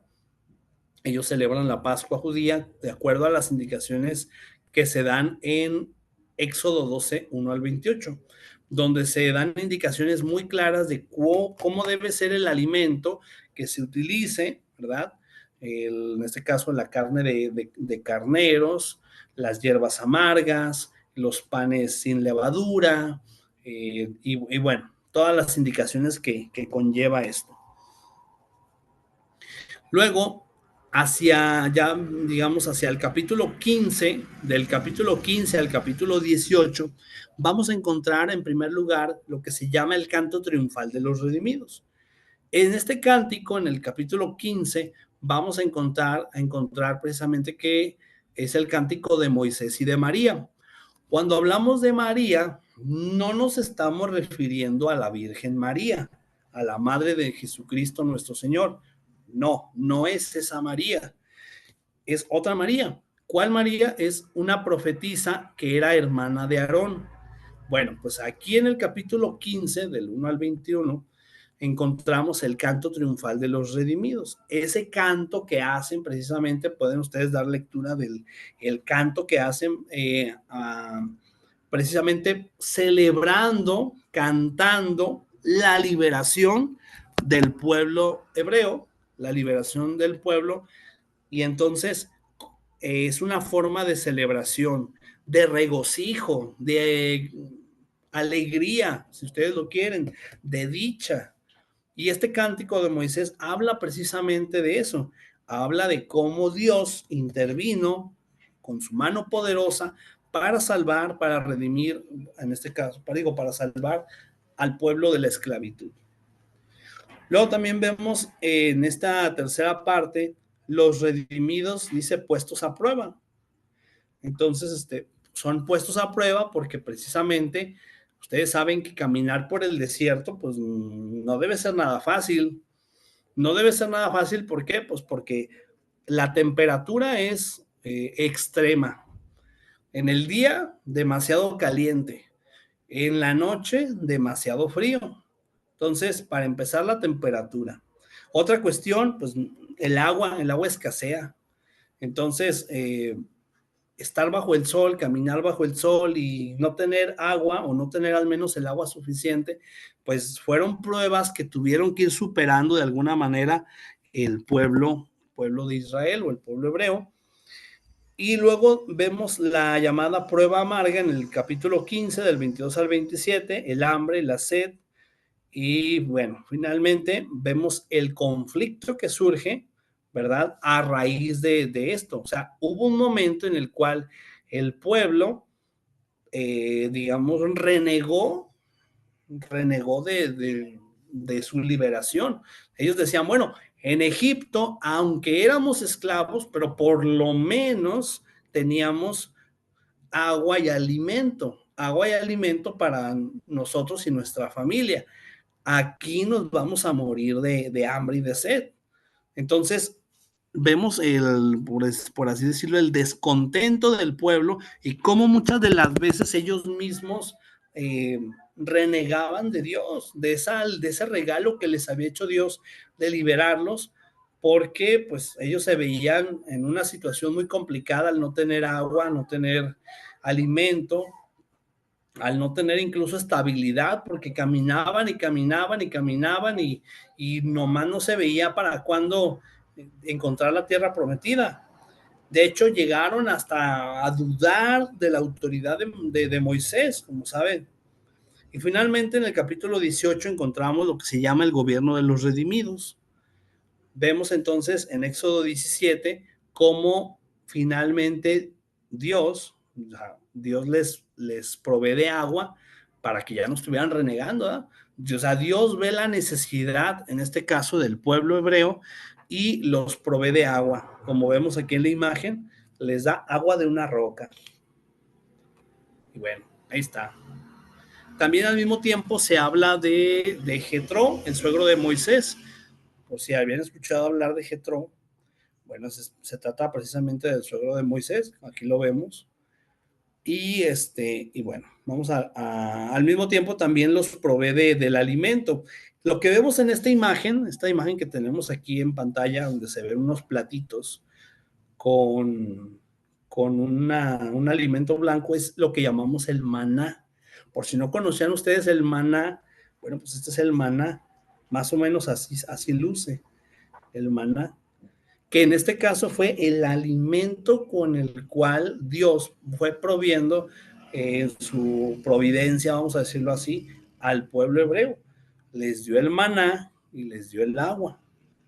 Fue la manera en como Dios fue también de alguna manera dando señales de que no los había abandonado, porque Dios no es como que los liberó y pues ya los dejó a su suerte. No los dejó a su suerte. A lo largo de ese camino, Dios poco a poco los fue acompañando y llenando de señales que hablaban de su presencia. El hecho de darles el alimento, el maná en el desierto, de darles el agua, son señales que Dios mismo presenta para que no sigan dudando, que no duden de la presencia de Dios, del amor de Dios, vamos a decirlo así. Luego, en la cuarta parte del libro del Éxodo, que vendría a ser del capítulo 19 hasta el capítulo, vamos a decirlo así, el 35, del capítulo 19 al 35, vamos a encontrar lo que se llama la aceptación de la ley, es decir, los 10 mandamientos, como vemos en la imagen de la esquina superior. Dios da a Moisés y desde luego al pueblo de Israel, le da los 10 mandamientos. Y entonces, en unas tablas, unas piedras, escriben los 10 mandamientos. Vemos entonces esas directivas dadas a Moisés en el 19:1 al 25, y finalmente en el capítulo 20 los mandamientos de carácter moral, o lo que también se conoce como el decálogo. Decálogo, mandamientos, es lo mismo, a fin de cuentas se refiere a lo mismo. Y luego vienen dice ahí, las ordenadas de carácter social, las ordenanzas, ahí me equivoqué en esa parte, ordenanzas de carácter social, que ya no tienen que ver con lo moral, sino más bien con cómo regirse como sociedad, ¿verdad? Del capítulo 21 al capítulo 24. No sé si tienen su Biblia ahí a la mano, del 21 al 24. Si quieren, váyanse poniendo en Éxodo 21.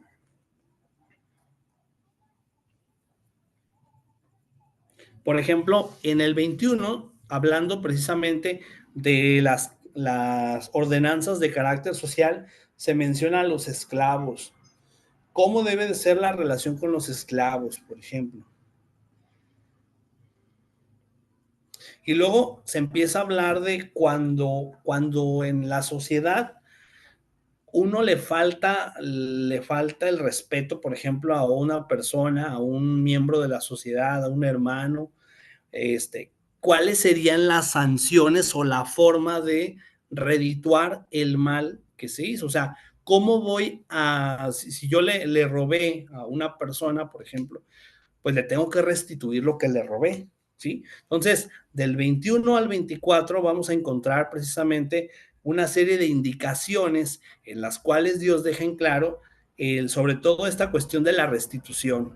Si yo le robo, le quito, le falto a mi hermano en algo, tengo que restituirle. Es decir, no basta solo con decirle a Dios, perdón y listo. No, hay que restituir lo que de alguna manera le faltaste al prójimo, al hermano, diríamos hoy en día. Luego del 24 al 31, del capítulo 24 al 31, vamos a encontrar lo que se llaman los reglamentos de carácter religioso. Entonces vamos a ver que, como podemos ver aquí, hay instrucciones, mandamientos de carácter moral, los 10 mandamientos. También hay instrucciones de carácter social, pero también de carácter religioso. En el capítulo 24, si ustedes van al 24, por ejemplo, vemos ahí que dice Moisés y los ancianos en el monte Sinaí. Y se dan una serie de indicaciones acerca de cómo realizar, en este caso, los rituales que se hacían. Y bueno, luego a raíz de eso viene lo que se llama la infracción de la ley. Es decir, cuando una persona ha de alguna manera violado alguna ley, un mandato, uno de los mandatos, ya sea de carácter moral, social o religioso, pues en ese caso, ¿cómo se debería de actuar en consecuencia? Y vemos en el capítulo 32, y vamos al 32, podemos darnos cuenta que del 32:1 al 14, dice ahí, viendo el pueblo que Moisés se tardaba en descender del monte, se acercaron entonces a Aarón y le dijeron, levántate, haznos dioses que vayan delante de nosotros, porque a este Moisés, el varón que nos sacó de la tierra de Egipto, no sabemos qué le haya acontecido. Aarón les dijo, apartad los zarcillos de oro que están en las orejas de vuestras mujeres, de vuestros hijos, vuestras hijas, y traédmelos. Entonces todo el pueblo apartó los zarcillos de oro que tenían en sus orejas, los trajeron a Aarón, él los tomó en las manos de ellos, le dio forma con buril e hizo de ellos un becerro de fundición. Por eso es que vemos acá en la parte de arriba al becerro, el becerro de oro, precisamente en razón de que Dios hablaba con Moisés allá en el monte Sinaí, y Dios le daba indicaciones, pero él estaba allá, y los demás se empezaron a desesperar, empezaron a mostrar una cierta, vamos a decirlo así, como una desesperación porque no bajaba y no sabían nada de él, y entonces cayeron en la tentación de adorar dioses falsos. Por lo tanto, hicieron el becerro de oro. Lo fundieron el becerro y empezaron a rendirle culto, lo cual desde luego es claramente algo aborrecido por Dios. Ya vemos, por ejemplo, en Éxodo 24, que dice claramente, no adorarás dioses falsos, no te postrarás ante imagen alguna de lo que hay en el cielo, en la tierra o debajo de ella. No te inclinarás ante ellas. Bueno, claramente vemos la indicación que va precisamente en la línea de no caer en la idolatría, y el pueblo precisamente hace todo lo contrario. Claro, a raíz de que todavía no bajaba Moisés, todavía no compartía esta información, vamos a decirlo así, con el pueblo, pero empezaron a hacer algo que era abominable para Dios. Entonces vemos el becerro de oro. Luego viene el rompimiento de las tablas en el 32:15 al 35 y la restauración de la ley. O sea, pese a que se rompieron las tablas, vemos la restauración de la ley. Luego la visión renovada y las segundas tablas. Una vez que ya habían quebrado las tablas, pues se tuvieron que hacer unas segundas tablas. Luego, ya por último, en la quinta parte, antes de pasar a la ruta del Éxodo, ya del capítulo 38 al 40, del 38:1 al 40:38, el capítulo 38, 39 y 40, esos 3 capítulos, vamos a encontrar que precisamente se habla de las ofrendas y obreros para el tabernáculo. Para quienes no tienen una idea muy clara de cómo era el tabernáculo, les puse esta imagen acá arriba de cómo más o menos fue diseñado el tabernáculo. Estamos hablando del primer tabernáculo. Y entonces encontramos aquí, como vemos, ofrendas, dice, ofrendas. Las ofrendas son los animales que vemos aquí, y los obreros, cómo tenían que ser. Vienen ahí algunas indicaciones claras. Luego viene lo que se llama la construcción del tabernáculo y nombramiento de quienes participaron. Cómo se fue construyendo el tabernáculo. Vamos a ver indicaciones muy claras, muy precisas de cómo se tenía que construir el tabernáculo, incluso medidas que tenía que tener y todo lo que tenía que tener al interno. Y finalmente en el capítulo 40 dice, se erige, es decir, se levanta el tabernáculo y desciende la gloria divina. De esa manera es como concluye precisamente el libro del Éxodo en el capítulo 40. Es decir, vamos a ver precisamente a continuación ahorita la ruta del Éxodo. ¿Qué ruta siguió, vamos a decirlo así, el pueblo hebreo una vez que salen de Ramesés? Habíamos dicho hace rato que en Éxodo 1:11 se menciona la ciudad de Ramesés, la ciudad que hizo Ramsés o que gobernaba Ramsés. En ese caso, salen de ahí, de esa ciudad, y siguen esta ruta que estamos viendo aquí, ¿verdad? Llegan al desierto de Sucot, continúan hacia Mará, luego después hacia el monte Sinaí, el monte Oreb, finalmente continúan hacia Cades, luego dan vuelta para regresar en Esión, Edom, y finalmente en el monte Nebo, que es donde concluye, donde se encuentra la tierra prometida. Más o menos así, geográficamente, podemos darnos una idea de cómo fue la ruta del Éxodo. Bien. Vamos a ir viendo poco a poco o a desglosar esta ruta del Éxodo, este mapa que estamos viendo aquí en pantalla, cómo se da, cómo fue dándose digamos, estos 40 años, porque aquí lo vemos en una imagen muy sencillo, muy fácil, un mapita, pero este fue un recorrido que duró 40 años. Ahora bien, dice, ruta emprendida según el relato bíblico.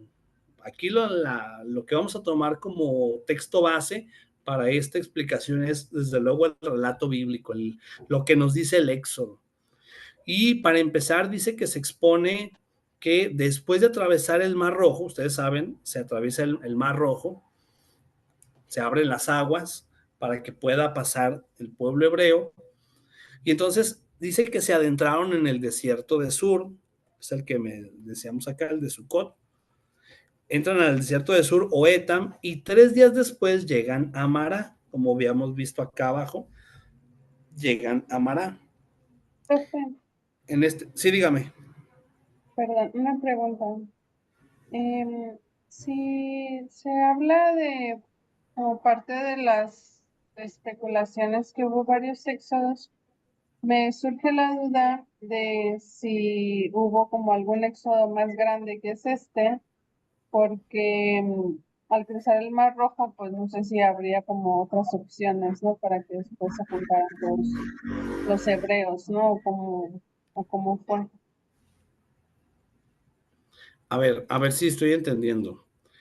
La pregunta sería entonces que si además del Mar Rojo había otra ruta por donde pudieran salir.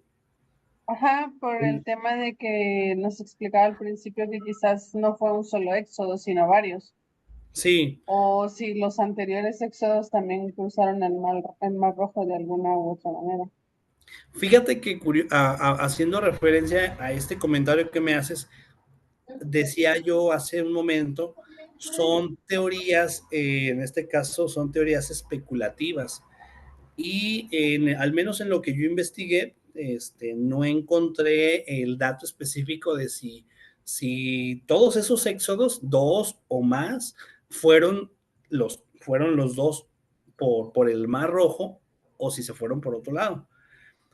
¿Verdad? ¿Por qué? Porque la teoría solamente se limita a decir que fueron expulsados y que probablemente no fue en una sola emisión, sino que hubo varios momentos, dos o más momentos en los que fueron expulsados y salieron.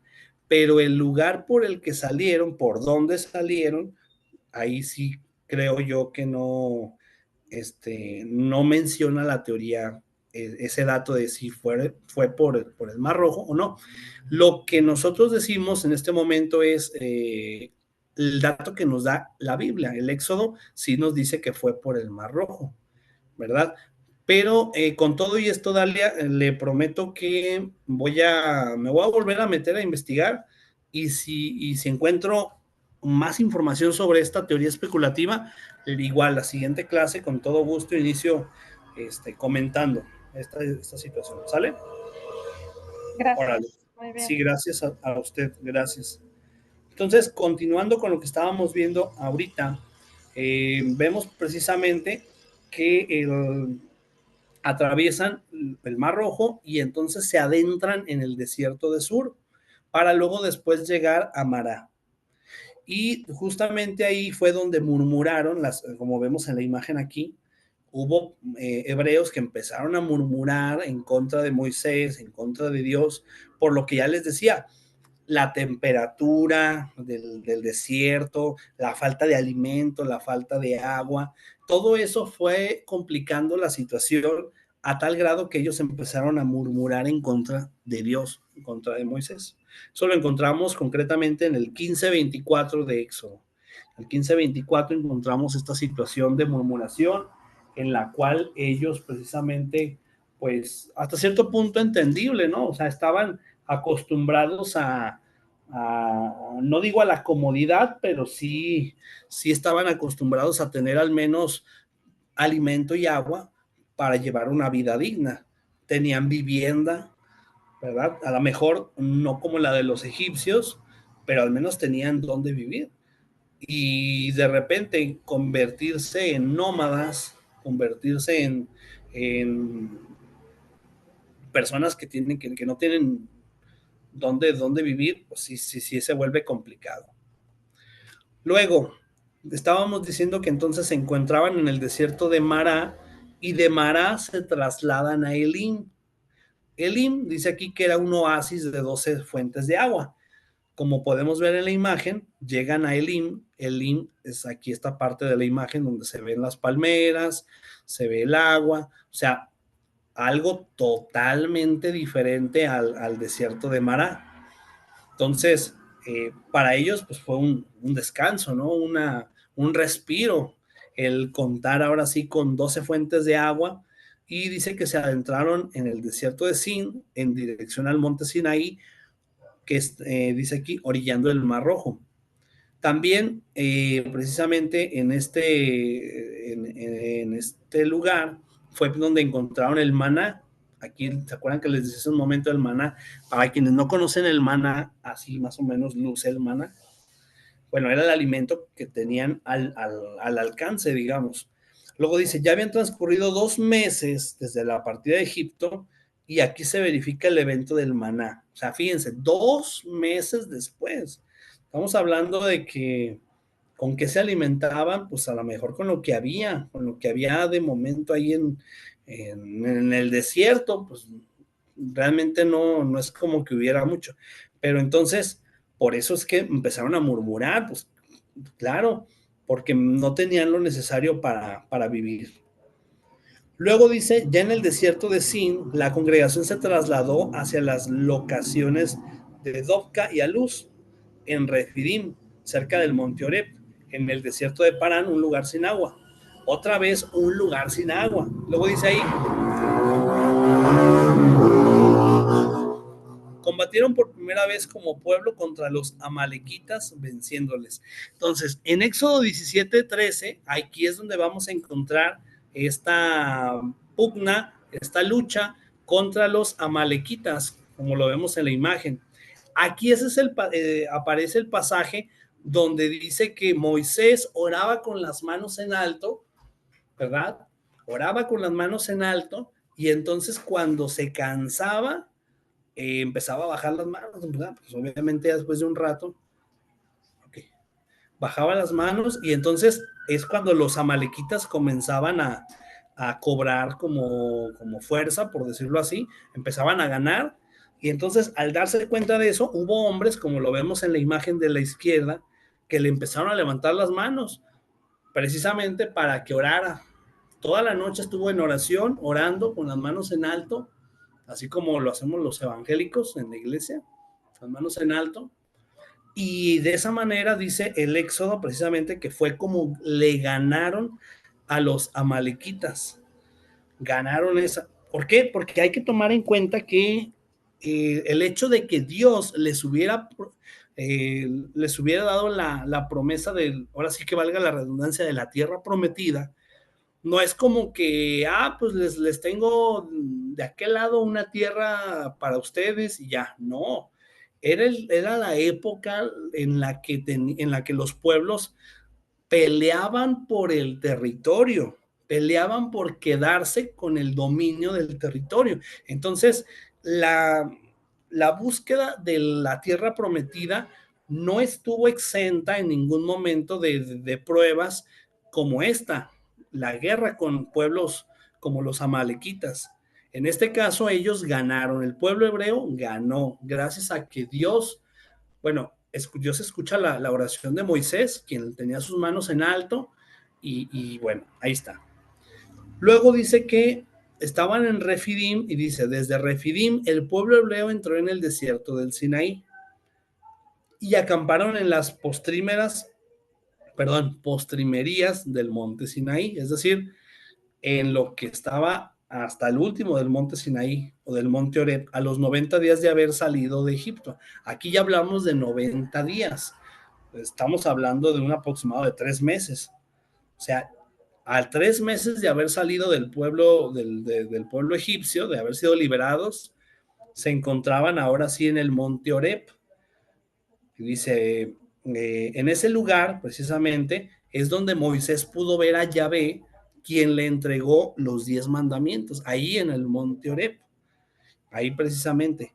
Y dice que ahí fue donde constituyó el sacerdocio de Aarón. El libro del Éxodo va a hablar precisamente del sacerdocio de Aarón y lo va a hacer precisamente en esas condiciones. Es por eso que en la imagen del centro vemos tanto a Moisés cargando las tablas de los mandamientos, como también a Aarón, quien era sacerdote. Entonces, la Biblia, el Éxodo, nos va a hablar del sacerdocio de Aarón y junto con ello todas las descripciones que tienen que ver acerca con las vestimentas, los ornamentos del sacerdote.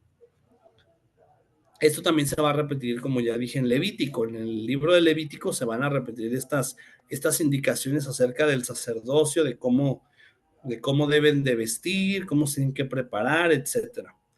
Luego, adicionalmente, se construyó el primer tabernáculo y el arca de la alianza, como lo habíamos visto anteriormente. Entonces, está aquí un ejemplo, un modelo de cómo más o menos siguiendo las indicaciones o las descripciones que da el Éxodo, cómo lucía aproximadamente, en este caso, el tabernáculo. Vemos que en su interior está el Arca de la Alianza, precisamente acá al fondo, el Arca de la Alianza, en el fondo del tabernáculo, en lo más, se supone que es lo más sagrado del tabernáculo, y entonces encontramos ahí esa parte. Luego después dice que desde el Sinaí o desde el Horeb partieron al desierto de Parán, se fueron a Parán y habitaron, dice, en Cribot Ataba. Esto lo encontramos en Éxodo 11:35, dice, para trasladarse a Aserot. Como vemos aquí, estaban en Parán, se fueron a Aserot, en el pleno desierto, otra vez en el desierto. Ahí en Aserot, precisamente, es donde Moisés asignó a 2 espías para que reconocieran la tierra de Canaán. Aquí están los 2 espías. Este texto es el que les comentaba hace un momento, que precisamente aparece también en Números, en el libro de los Números. Aquí es donde encontramos, como decía hace rato Ariel, textos paralelos, donde pareciera como que entonces hubo un cierto acomodo o algo así, porque encontramos textos paralelos, textos que coinciden en la narración de un evento, de un hecho. En este caso, estamos hablando de que Moisés asignó 2 espías para que reconocieran la tierra de Canaán, desde el monte Negev. Dice, mientras tanto, la congregación avanzó a Ritma y de allí a Rimón Pérez. Bien, nos quedan 1, 2, 3 diapositivas. Bien. Dice aquí, la información conseguida en 40 días, la información que les había encargado a los espías, dice, fue mal recibida por la congregación, dado que 10 de los 12 espías incitaron a murmuraciones en contra de sus líderes, lo que provocó una funesta rebelión en el pueblo en contra de Yahvé. Es decir, en lugar de hacer su tarea, estos espías, dice que 10 de los 12, imagínense, 10 de 12, la mayoría, prácticamente todos, incitaron a murmuraciones en contra de los líderes, lo cual trajo una rebelión. Nuevamente esto lo encontramos en Números 14, o sea, vemos otra vez el paralelo con Números. Dice, y muchos pugnaron, es decir, muchos pelearon por volver a Egipto. O sea, fíjense cómo está la situación de que ante los problemas que tuvieron que enfrentar poco a poco, pues eran tan fuertes los problemas que mejor de plano ellos mismos buscaban regresar a Egipto o veían como que era lo mejor. Finalmente dice, Yahvé maldijo a los 10 espías, a estos 10 espías que empezaron a murmurar en lugar de hacer lo que les había indicado, dice, quienes fallecieron de plaga. Vemos aquí entonces 2 castigos que en este caso dio a los espías. En primer lugar, número 1 dice, condenó al pueblo de Israel a perderse durante 40 años en el desierto de Negev. Ahí está. Ese fue uno de los castigos, perderse en el desierto de Negev. Y el otro de los castigos fue dice, fueron derrotados por los amorreos. O sea, hubo una lucha contra los amorreos, pero en esta ocasión perdieron. No como con los amalequitas, sino que con los amorreos perdieron. Así fue como Dios de alguna manera intervino, pero permitió que Caleb y Josué salieran del desierto. Es decir, a ellos 2, a Caleb y a Josué, los exentó de esa prueba, de ese castigo, de ser perdidos en el desierto de Negev. Y finalmente, gracias a Dios, viene por último, ya en el capítulo 40, como vimos, la conquista de Canaán, la conquista de la tierra prometida.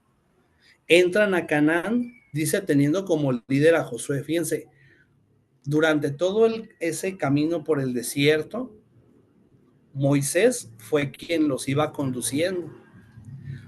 Pero Moisés, con todo y que fue el líder, con todo y que fue el que sobrellevó los problemas, sin embargo, Josué fue quien terminó entrando en la tierra prometida. Moisés, dice Dios, no, dice aquí en azul, Yahvé no autorizó a Moisés a entrar en Canaán, solo le permitió observar la tierra de la herencia desde el monte Pisga o Nebo.